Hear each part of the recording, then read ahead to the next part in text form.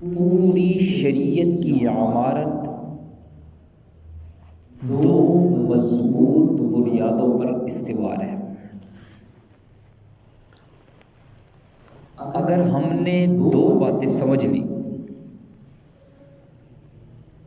تو ہمیں پوری شریعت سمجھ آ جائے گی، اور اگر دونوں میں سے ایک بھی نہ سمجھی تو شریعت سمجھ نہیں آئے گی۔ وہ دو بنیادیں کیا ہیں؟ اللہ نے جو ہمیں وجود عطا فرمایا ہے اور وجود دے کر جو دنیا میں بھیجا ہے، تو دنیا میں اللہ نے ہمیں مختلف نسبتوں میں پرو دیا، مختلف رشتوں میں باندھ دیا۔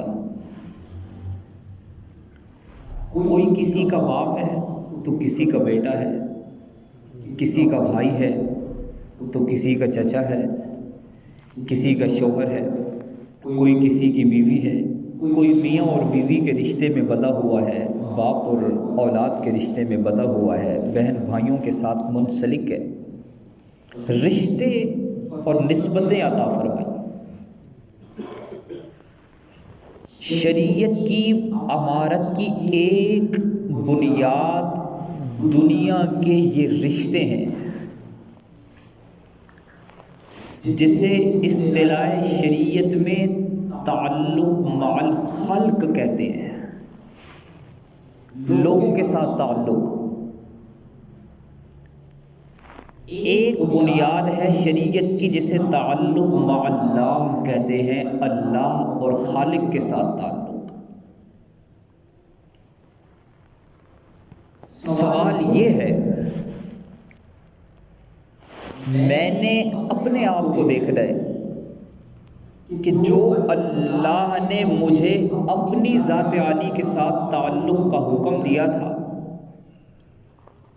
جو اللہ کے پاک پیغمبر نے اپنے رب کے ساتھ تعلق قائم کر کے دکھایا اور بتایا تھا، کیا میرا تعلق ویسا ہے یا نہیں؟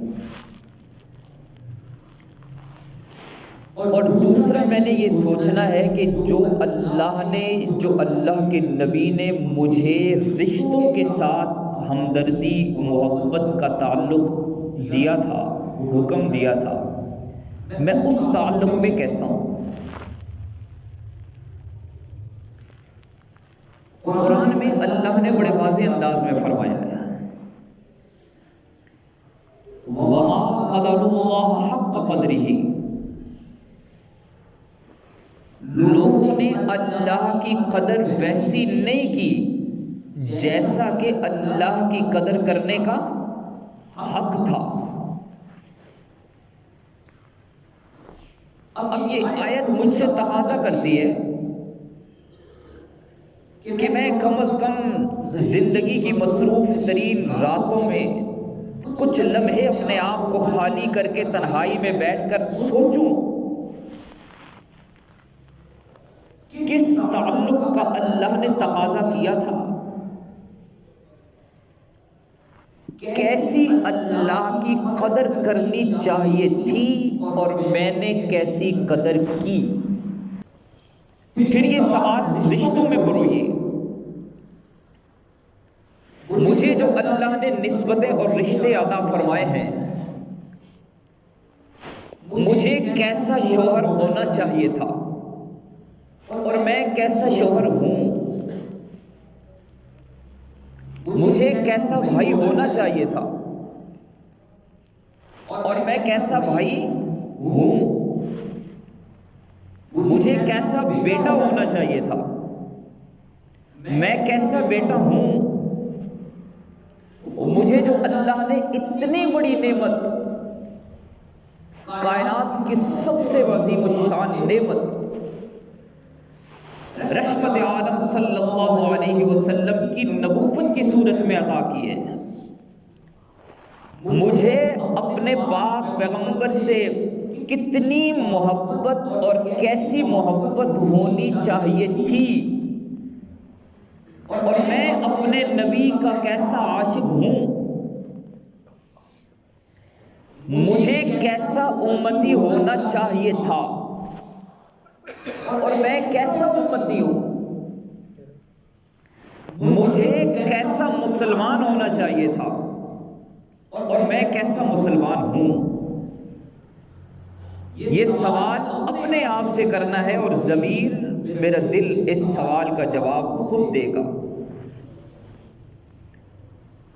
یہ جو اللہ نے رشتوں میں پرو دیا ہے نا، اسلام کی یہ جو تعلق مع الخلق کی بنیاد ہے، مجھے سوچنا ہے کہ میں اپنے نسبتوں میں، اپنے رشتوں میں کتنا وقت دیتا ہوں، ان کو خوشگوار رکھنے کے لیے میری کتنی کوشش ہے۔ جدید دور نے جو ہم سے چیزیں چھینی ہیں، ان میں رشتوں کا تعلق چھین لیا ہے۔ ایک گھر میں رہنے کے باوجود ایک جگہ پہ بیٹھ کے کھانا کھانے کی فرصت نہیں ہے، ایک دسترخوان پہ جمع ہونے کا وقت نہیں ہے۔ جدید دور نے ہم سے بڑی چیزیں چھینی ہیں، تعلق کا پتہ ہی نہیں ہے۔ شریعت تعلق داری کا حکم دیتی ہے، اور تعلق داری کا اچھا ہونا دراصل آپ کے دین کا اچھا ہونا ہے، آپ کے مزاج کا اچھا ہونا ہے، آپ کی سوچ کا اچھا ہونا ہے، آپ کی عادات کا اچھا ہونا ہے۔ یہ جو شخصی آزادی کہلاتی ہے، شخصی آزادی نے ہم سے تعلق داری کی نعمت کو چھینا ہے۔ قدیم دور کا مسلمان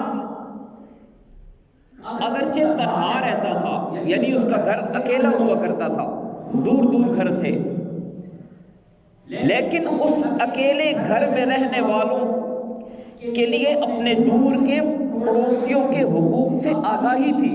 اسے پتا تھا کہ یہ بیمار ہے، یہاں یہ چیز ضرورت ہے، وہ ان حقوق کو ادا کرنے کی کوشش کرتا تھا۔ آج کے مسلمان میں دوسرے ہمسائے سے ایک اینٹ کی دیوار کا فرق ہے، اور تعلق داری میں اتنی کمزوری ہے کہ ہمسائے کی تکلیف کا علم ہی نہیں ہے۔ شریعت نے کیا کہا؟ فرمایا کہ وہ شخص ہم میں سے نہیں جو خود پیٹ بھر کے کھائے اور اس کا مہمان، اس کا پڑوسی اس کے پڑوس میں بھوکا سو جائے۔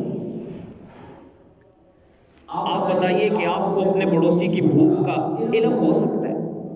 تعلق نہیں ہے تو علم بھی نہیں ہے، دین کے اس حکم پر عمل ہی نہیں ہے، اس لیے کہ تعلقات میں کمزوری ہے۔ اور صرف یہ نہیں کہ اس میں کمزوری ہے، مسئلہ یہ ہے کہ اس کمزوری کا علم ہی نہیں ہے، اور اسے دور کرنے کا احساس ہی نہیں ہے۔ احساس اور فکر ختم ہو چکی ہے۔